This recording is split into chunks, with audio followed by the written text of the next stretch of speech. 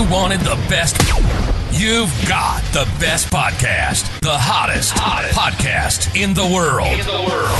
The Chris Voss Show, the preeminent podcast with guests so smart you may experience serious brain bleed. The CEOs, authors, thought leaders, visionaries, and motivators.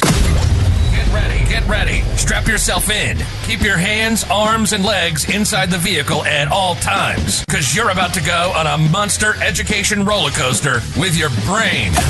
Now, here's your host, Chris Voss. Hello, Chris Voss here from thechrisvossshow.com. Ladies and gentlemen, there are these things that makes official. Welcome to the big show. As always, the Chris Voss Show for 16 years and 2,500 episodes has been bringing you some of the most amazing minds, stories, and journeys across the paradigm of the world. Opinions expressed by guests on the podcast are solely their own and do not necessarily reflect the opinions of the host or the Chris Voss Show. Some guests of the show may be advertising on the podcast, but it is not an endorsement or review of any kind. Today's featured author comes to us from bookstolifemarketing.co.uk.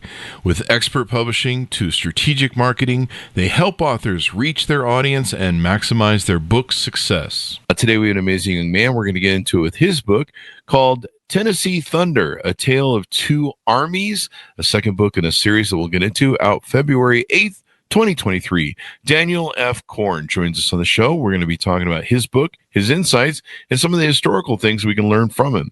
As a child, Dan Korn loved to explore the region around his childhood home and has seen so much of the French and Indian War and the War of 1812. This led to a passion for history, especially America's story, and particularly the American Civil War. As an undergraduate student in college, on a college field trip to Civil War battlefields, he experienced the vision which inspired Dan to take a crack at writing, and Dan followed his passions and aspirations through his academic career as a high school and college teacher of history, which also inspired him to become a Revolutionary War and Civil War reenactor. Tennessee Thunder is his second book. Welcome to the show, Dan. How are you? I'm good. How are you, sir? I am excellent. It's glad to have you. Give us .coms. Where do you want people to find out more about you on the interwebs? They can go on, my website is AYRpresents.com. That stands for A Yankee Rebel Presents. And that is my website. It's directly linked to Amazon and several others. They'll see the books on there. They'll see some videos. They'll see photographs of everything. My first one, Dawn's Gray Steel, was actually featured on the big billboard in Times Square last November. It was up there for a week. And so we just keep trucking along, trying to do our thing here. All right. Sounds good then. Give us a 30,000 overview of what's in the second book in your series. The book is a sequel to some extent, but it's also a standalone book. It follows two armies. All of my writing is about in Tennessee. The Army of the Mississippi, the Army of the Tennessee and the Army of Tennessee. They're two separate armies. One is Confederate. Yep, one is Confederate, one is a Union. The Union named their armies after rivers. The Confederates named their armies after geographic regions. Okay, that's why you have the Army of Northern Virginia, for example, and so on, and the Army of the Potomac, which was a Union army. But these two armies were led by two very, very different personalities. For the Union forces, you had William Starke Rosecrans, who was a genius in many ways. The man was a very skilled inventor. He had come up with different types of inventions involving kerosene. But unfortunately for himself, he had also experienced an explosion. And as a result of that, he wore a beard in order to cover the burn scars on his face. Oh, wow. But, yeah. And he also had one other slight problem. He stuttered. When he got upset, he would start to stutter very, very strongly, and to the point where he practically sounded like Donald Duck. But he was really smart, very, very good leader. His men adored him. And he was also a converted Catholic. He had joined the Catholic faith, which was very unusual back then, particularly in the military. His brother was the Bishop of Cincinnati, Ohio. He, too, was also a convert. And so that's one kind of personality leading this army. Very, very excitable, nervous, but absolutely brilliant guy. Braxton Bragg, on the other hand, is the Confederate leader, and Braxton Bragg couldn't get along with anybody to save his life, practically. Here's a guy that, in the pre-war era, had been the assistant commander of his military post, the quartermaster for that military post, and the commander for the artillery on that post. As the commander of the artillery on that post, he gave himself, the quartermaster, a requisition for supplies for his artillery unit, and he turned himself down. Wow. Yeah. And then he took that, rewrote it, presented it to himself as the acting commanding officer on the post, and turned himself down again. And when his boss showed up, when the commander of the post came back and saw all this, he just looked at him and said, Brax, you're the only man I know who can argue with himself and lose the argument. That is hilarious. That is hilarious. But he had a situation too. When his mother was pregnant with him, she was sexually attacked by a free black, and she killed the man. And she was charged with murder, but she won her acquittal. She was acquitted of that. But you can't tell me that all the turmoil that she experienced did not go directly right into him in the womb. Oh yeah, I'm sure. So he was quite possibly bipolar. We do know that he had some depression issues, and as a result of it, he had a very, very short fuse and a very hard time getting along with his subordinates. So you've got two very different personalities commanding these two armies. Very different. Wow. Hey, what prompted you to get interested in history and study history?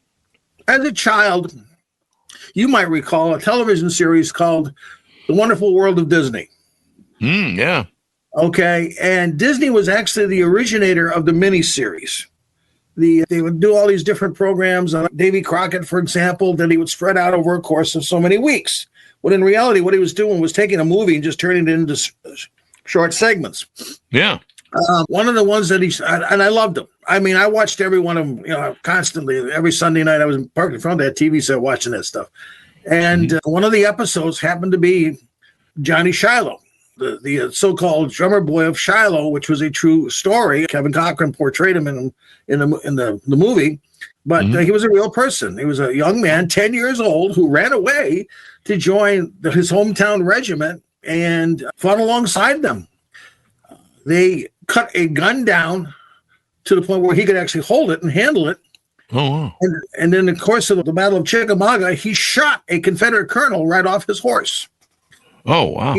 He spent some time in as a POW, but he stayed in the military. And when he finally retired as a brigadier general, he was the longest serving soldier in the entire Federal Army. Wow. But that got me going. And I learned to read very young, very young. My mom was always saying I was reading the cartoons, comic strips before I was even in kindergarten. Yeah. And family encouraged my love of reading. And at that time, when I was just growing up, was when the centennial of the Civil War was taking place. And of course, Bruce Catton's all his books, I read every one of them. And I just the more I read of this stuff, the more I got into it. And the more I got into it. And I eventually realized I wanted to become a teacher. It's a choice between teaching music or teaching history. And I became a history teacher. My music teacher in high school was kind of upset with me about that because he had really, really worked me over to train my voice and to do all of these different things with me. And as he called me his Frankenstein, he said, I took a quiet, introverted kid and turned him into a raging stage presence. And now he's rewarding me by going off to teach history. But I said to him, you never taught me how to play a piano. Oh, couldn't very well do that. But I went to college, and while I was there, one of the courses I took was on the Civil War, which was a summer course. And the professor, a brilliant guy, was a great storyteller. And the last week of the class, we actually went and toured Civil War battlefields. And this is where things got kind of interesting. Because, we were at one of them in particular, a place called the Wilderness, which is in Virginia, which was the first battle between Grant and Lee.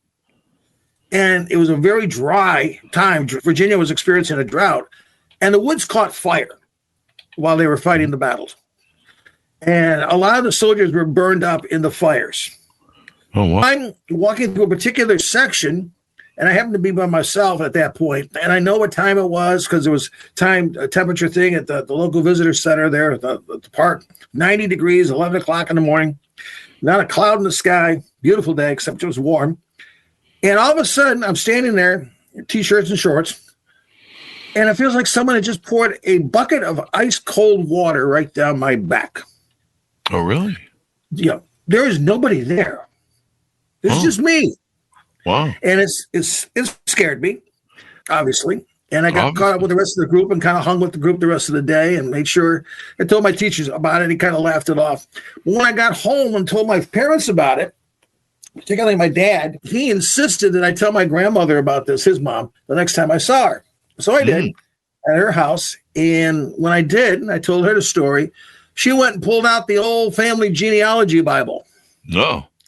And proceeded to go through that book in front of me until she found the right page, and then shoved the book in front of me and stabbed it with her finger and says, "Is that where you were?"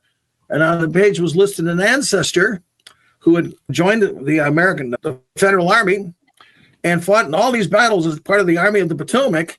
And the last entry is MIA, May 4th through 6th, 1864, Battle of the Wilderness. Oh, wow. Yeah. Yeah. That is wild, man. Yeah. Talk about being touched from the grave.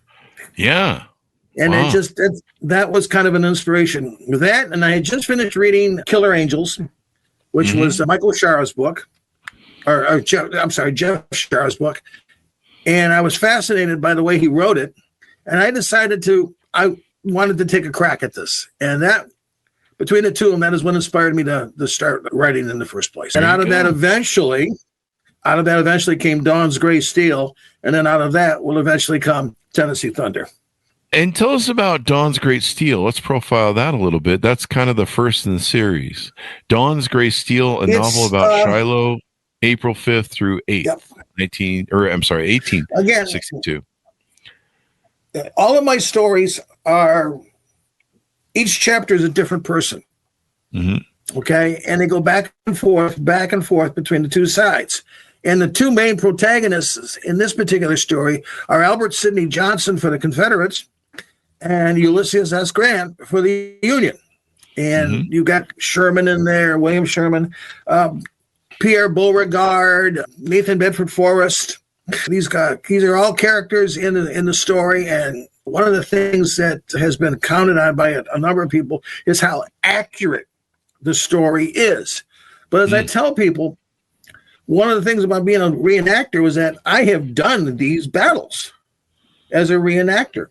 I did Shiloh, 150th anniversary one. And the only thing, different from what it would be for a real battle was we don't have the bullets whizzing by our head. But otherwise, it's the same thing. Those cannons and everything and all that, and it's noisy, it's loud, people go. But it's the idea is that Grant has been kicking their butt all the way across Tennessee at this point. Fort Donelson, Fort Henry, and all that, and he's doing really, really well. And it really sticks in Johnson's craw because Johnson had basically kicked Grant out of the Army, out of the pre-war Army. Grant had been a paymaster in California, and he was not a drunk, by the way. People always keep saying, "Oh, Grant was a drunk." No, he was not. He was a binge drinker. He could go for months and months and months and never touch a drop of alcohol. And then if he drank one drink, he usually drank a whole bottle. Wow. That was a problem. What had happened was that he was the only the only married man on his post in the officers' corps, and he missed his family terribly.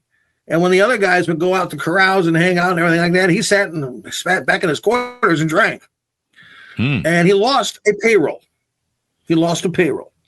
Oh, wow. As a result of that, he was cashiered. He was given a choice by Johnson. Either accept a court-martial, in which case you'll probably lose and get kicked out of the Army with a dishonorable discharge, or you can resign your post, your commission, and go home. And, of course, Grant took the resignation part.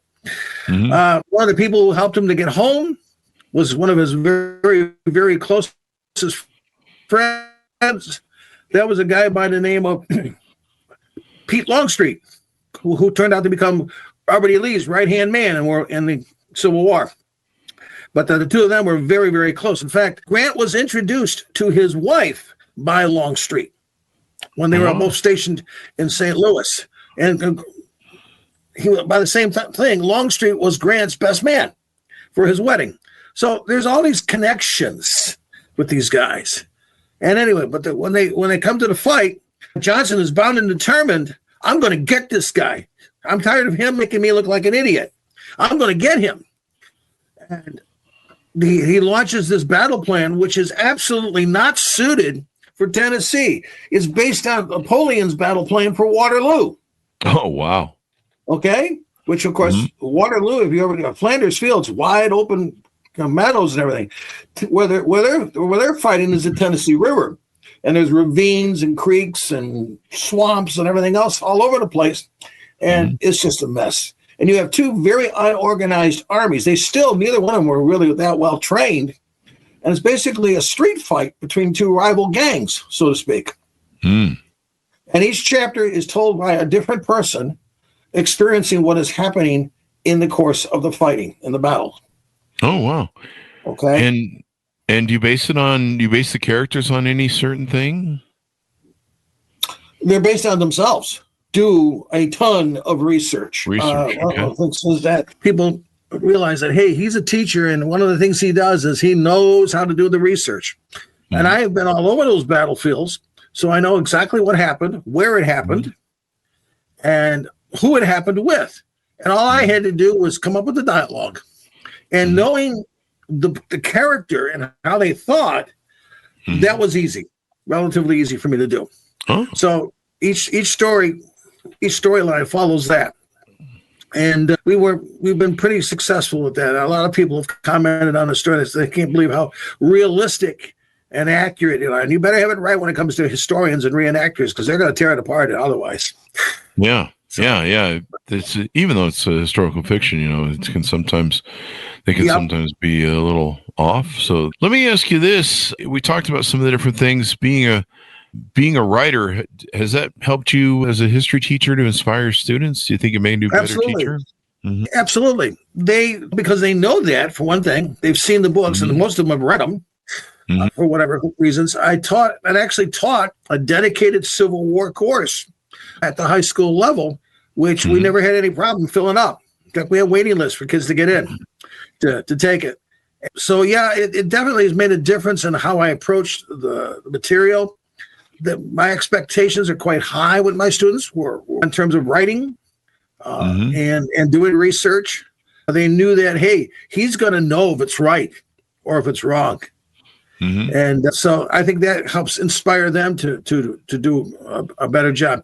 One of the things I'm most proud of, we talk about legacies in our business, is my legacy is that there are over 50 young men and women who are now teaching history or working in a history-related field who are former students of mine. And 5 of them are at my last school. 5 young women who are teachers, elementary school. They're not history teachers, but they're elementary schools. We're all at the same, my last school here. I can't think of a better legacy or recommendation than that, as far as that's concerned. Yeah, that's pretty amazing. Great endorsement. Yeah. So you do both the Revolutionary War and Civil War reenacting. How are they different? That seems obvious, but in your words, I guess.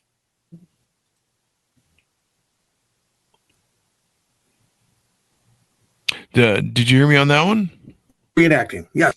Yeah, what the difference between the Revolutionary War and the Civil War reenacting? There's a lot of things that are different.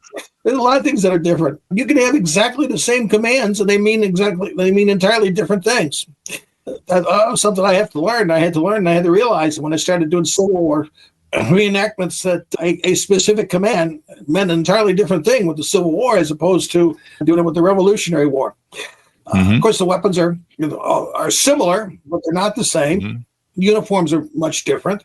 It's much more pageantry with the American Revolution than it is with the Civil War, because you've got very, very colorful uniforms in many cases. But it's also, Revolutionary War reenacting is also more family orientated. We had in our particular unit 4 generations that were doing things, yeah. Whereas Civil War is very, very male orientated, much more. Although there are women obviously doing it, but it's definitely much more male orientated, and it's not quite as relaxed in terms of doing events. So it's also normally larger, but it's interesting. We have a Revolutionary War reenactment that's going to be taking place about an hour's drive from me this weekend, and there'll be 400, 500, 600 reenactors out there portraying redcoats and patriots doing their thing this weekend. Yep. Yeah, that'd be really interesting, huh?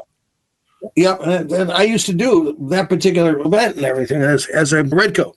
My son and I both. So yeah, that was kind of our family. That was our thing.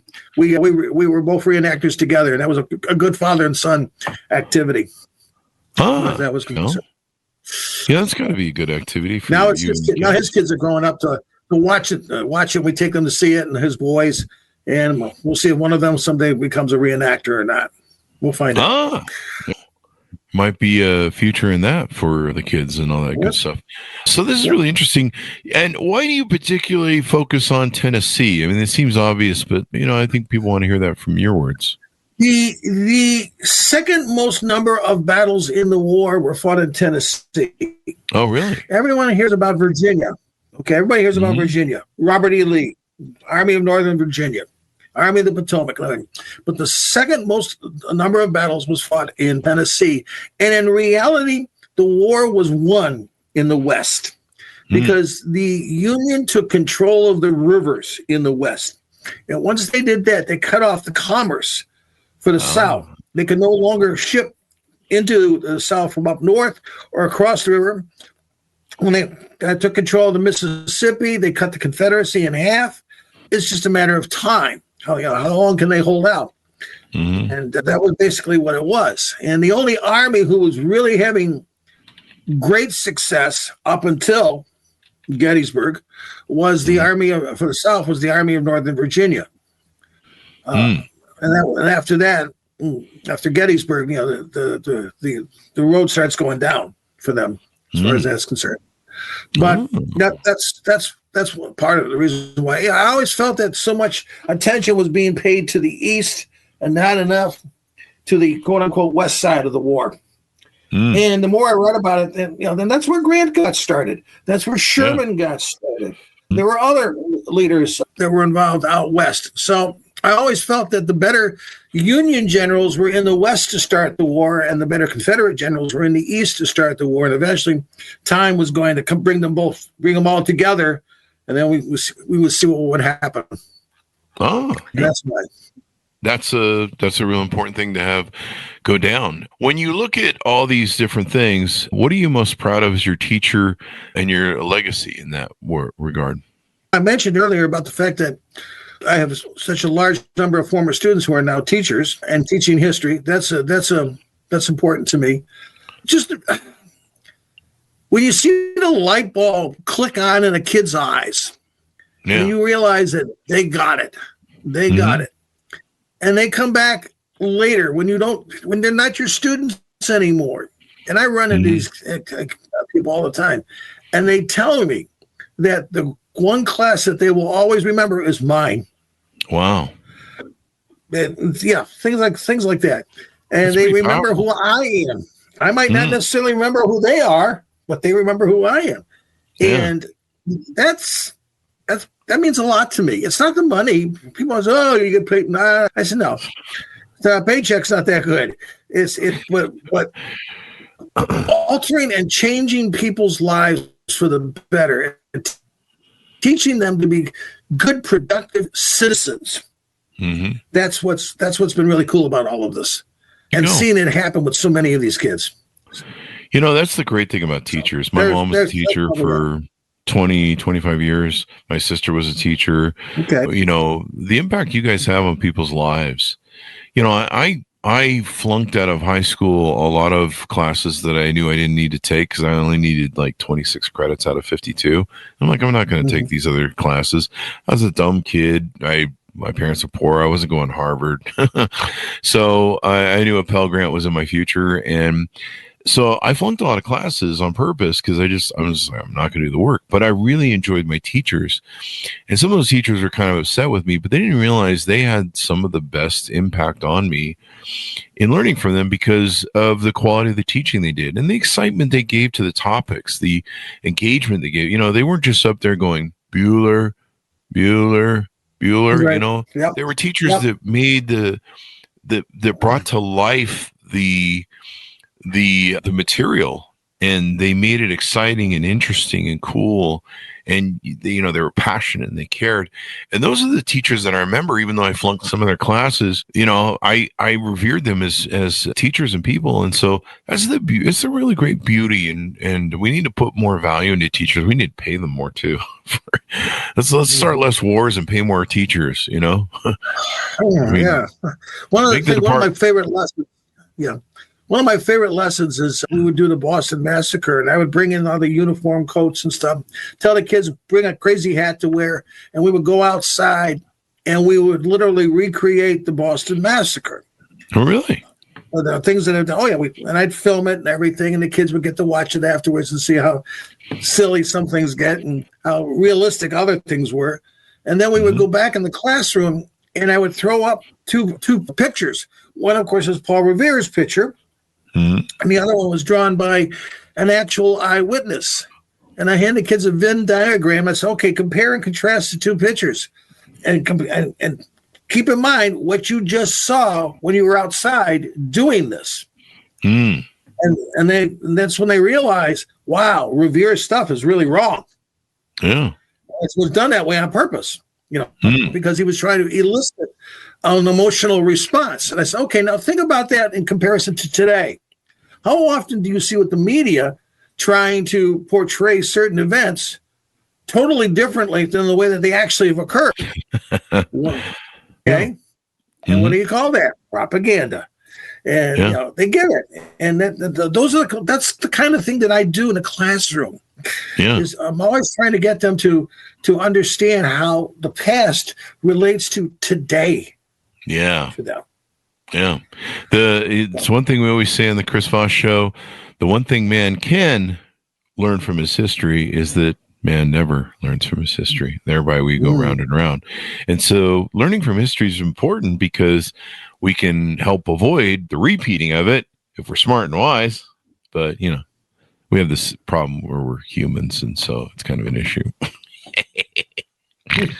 But that's the beauty of history. We're human, all right. You can learn from what's going on, and you can see the mistakes we made, the errors, and technically we should avoid them. But again, the one thing man can learn from his history is that man never learns from his history. And that's part of what I put into the books too, is the idea that these are humans. Yep. These aren't abstracts. These are flesh and blood people who bled, pain, whatever, felt things, and reacted based upon the stuff that happened to them. And that gets the story across even more so because it humanizes the events. They're not just a name anymore. Yeah, it's something that really happened, and people get it and they understand it because they can feel it and see it in their mind. Yeah, and these are people suffered real loss. People suffered pain, agony, death. Some people can look at events and it's great. We won this war. We fought this battle and we won the battle and stuff. But there's real blood, sweat, and tears. There's real people who die on the battlefield. In Tennessee Thunder, I talk about one of the chapters is Ben Helms. That's Lincoln's brother-in-law.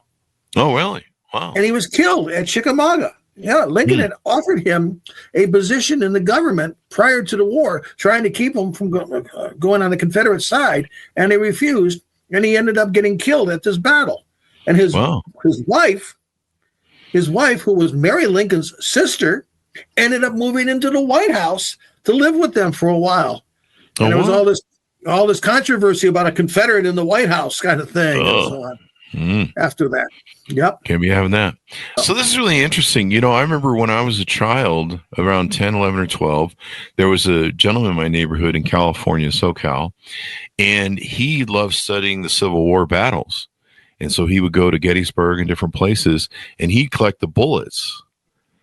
Sure. And both the spent ones that actually probably hit somebody, or the ones that never, you know, they just landed and they're fully. And I remember looking at those, and he would show them to me, because what they would do is when the bullets hit something, they would smash up and they would create a bigger hole coming out the other side. And so he'd be like, he'd tell me, you know, imagine that bullet going into a body, and then it hits, you know, a bone or something, and it mushrooms out, and then it exits out the other side with probably your kidney or something attached to it. And I remember seeing that and having that tactile experience of that bullet, seeing those bullets and being like, wow, this is really something, you know, this was. And then I think he told me a story, or I picked up the story somewhere from class, about how back in those days when they would, you know, you got shot in the arm, they just amputate right there in the battlefield. And so he told me a story of yeah.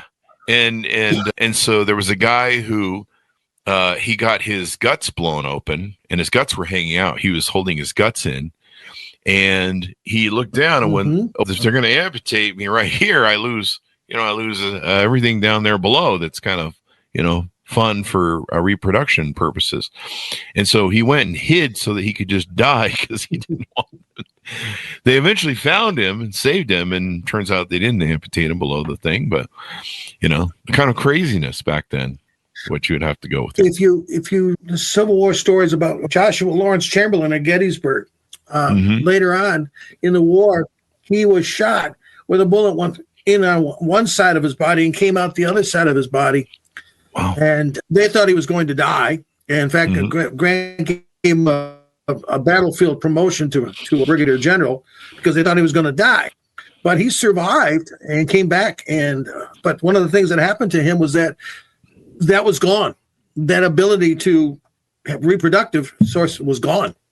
But he was alive, and he was able to communicate and work. And he eventually is the general that will accept the surrender of the Army of Northern Virginia at Appomattox Courthouse.